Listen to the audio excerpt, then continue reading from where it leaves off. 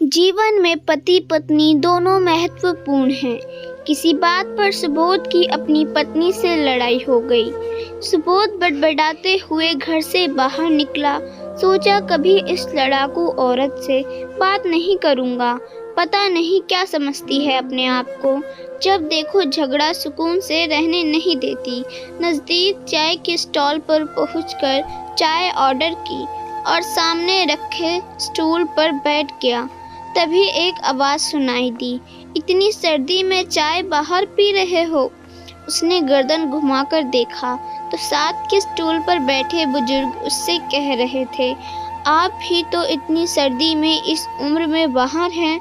बुजुर्ग ने मुस्कुरा कर कहा, मैं अकेला हूँ ना, कोई गृहस्थी ना साथी, तुम तो शादीशुदा लगते हो। सुबोध, पत्नी घर में जीने नहीं देती, हर समय चिक चिक, बाहर भी भड़कू नहीं तो क्या करूं। गर्म चाय की घूंट अंदर जाते ही दिल की कड़वाहट बाहर निकल पड़ी। बुजुर्ग, पत्नी जीने नहीं देती? बेटा, जिंदगी पत्नी से ही होती है। 8 साल हो गए हमारी पत्नी को गए हुए।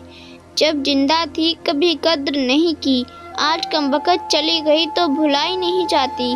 घर काटने को होता है, बच्चे अपने अपने काम में मस्त, आलीशान घर, धन दौलत सब है, पर उसके बिना कुछ मज़ा नहीं। यूं ही कभी नहीं कभी कभी भटकता रहता हूँ, कुछ अच्छा नहीं लगता।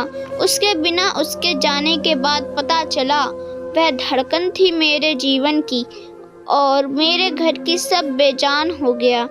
अब बुजुर्ग की आंखों में दर्द और आंसुओं का समुंदर था।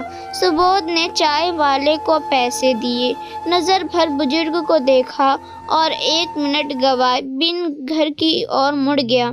दूर से देख लिया था, डबडबाई आंखों से बाहर निहार रही थी। पत्नी चिंतित होकर दरवाजे पर खड़ी थी। कहाँ चले गए थे? एक जैकेट भी नहीं पहना, ठंड लग जाती तो?